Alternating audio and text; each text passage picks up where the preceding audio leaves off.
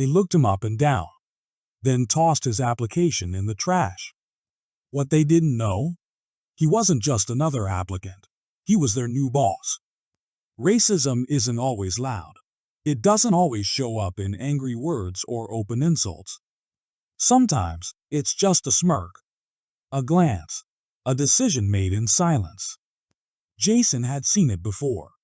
He knew the feeling, the way people's expressions changed when they saw him, the way their smiles tightened, the way their tone shifted, just slightly. He had worked twice as hard his entire life, earned every degree, every qualification, yet somehow that never seemed to be enough. So when he walked into that office, resume in hand, he could already sense it.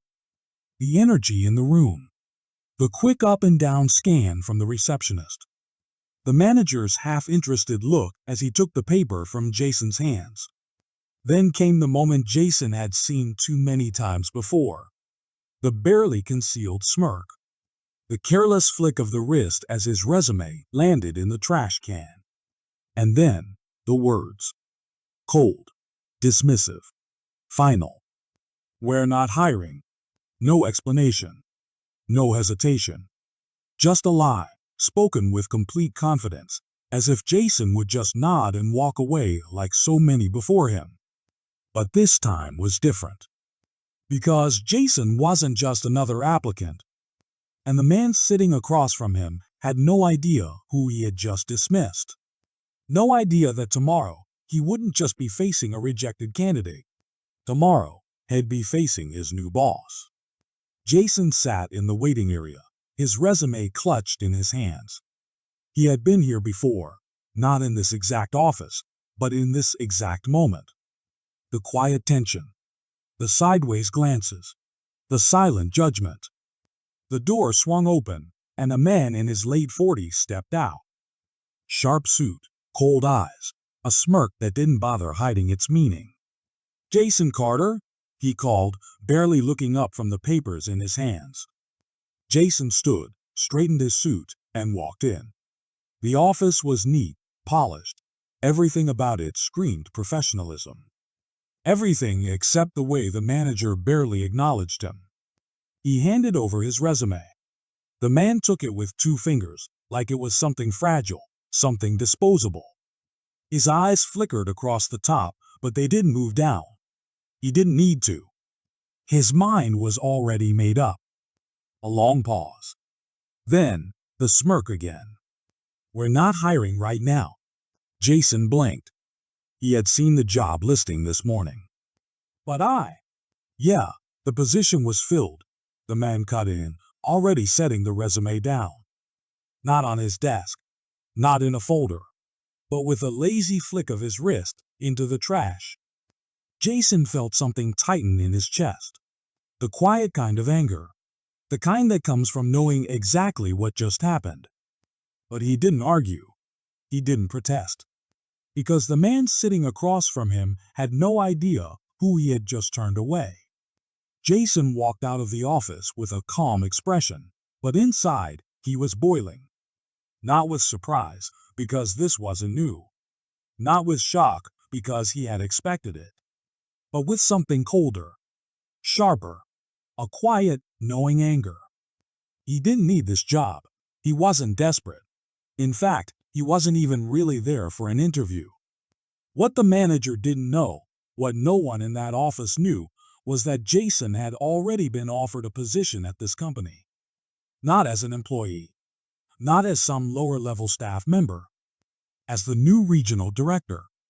The owners had been looking for someone to take over, to bring a fresh perspective.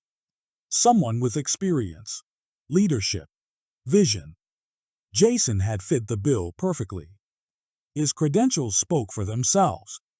The offer had come weeks ago, but he had requested something first, a chance to see, firsthand, what kind of company he was about to run. Now, he had his answer. He sat in his car for a moment, looking back at the building. The man inside, sitting at his desk, still smug, still thinking he had all the power. Still thinking he had just rejected another nobody. Jason smiled to himself. Tomorrow, everything would change. The next morning, he arrived at the office in a different way. No waiting room. No receptionist glancing him up and down. He walked straight past them, straight through the glass doors. The employees looked up, confused. The manager was sitting at his desk, laughing with a coworker, probably bragging about how he had dismissed another one. Then, Jason spoke. "Morning, everyone. Can I have your attention?" The room fell silent. The manager turned, frowning. His smirk was still there, until his eyes locked onto Jason. For a second, confusion flickered. Then, irritation. "What are you doing here?" he asked, voice sharp. Jason smiled. This was the moment. "My name is Jason Carter. I'm your new regional director." A pause. A long pause. The weight of the words settled over the room like a heavy fog. The manager's face drained of color. The smirk? Gone. His mouth opened slightly, but no words came out. Jason stepped forward, calm and collected. He reached into his pocket and pulled out a piece of paper. Resume. The one that had been tossed in the trash. He placed it on the desk in front of the man. "You said there were no openings," Jason said, his voice even. "Care to explain that to your new boss?" The room was dead silent. And for the first time, the manager had nothing to say. The silence in the room was suffocating. No one moved. No one spoke. The air felt thick, heavy with the weight of what had just happened. The manager sat frozen, his eyes darting between Jason and the resume on his desk. His fingers twitched slightly, like he wanted to grab it, wanted to undo what had already been done. But it was too late. Jason could see it in his face, the panic creeping in, the realization sinking in like a slow poison. This wasn't just a bad misunderstanding. This wasn't just some applicant coming back to make a scene. This was his boss. I don't understand," the manager stammered, his voice quieter now, almost uncertain. Jason didn't need to raise his voice. He didn't need to show anger. He simply leaned forward slightly, keeping his eyes locked on the man who had dismissed him so easily just a day before. "I walked into this office yesterday looking for an opportunity," Jason said, his voice measured. "But you didn't even read my resume. You didn't ask about my experience. You just took one look at me and decided I wasn't worth your time." The manager swallowed hard. The employees around the room shifted uncomfortably in their seats. No one spoke up for him. No one could. Jason continued. "Tell me something," he said, tilting his head slightly. "How many other people have you turned away the same way? How many resumes have you thrown in the trash without reading them?" The manager's mouth opened, but nothing came out. He knew he had no defense. He knew that everyone in the room had seen it, had witnessed the way he operated. Jason straightened, pulling back slightly, letting the weight of the moment settle. Then, after a pause, he spoke again. "I was given this job because of my qualifications, my experience, my ability to lead," Jason said, looking around the room, making sure everyone was listening. "Not because of the color of my skin. That's how it should be. That's how it will be moving forward." The manager flinched slightly at the last part. Jason let the silence stretch for a moment longer before delivering the final blow. He reached for the resume, still sitting there like a discarded piece of paper, and slid it across the desk. "You said there were no openings," Jason said, voice calm but firm.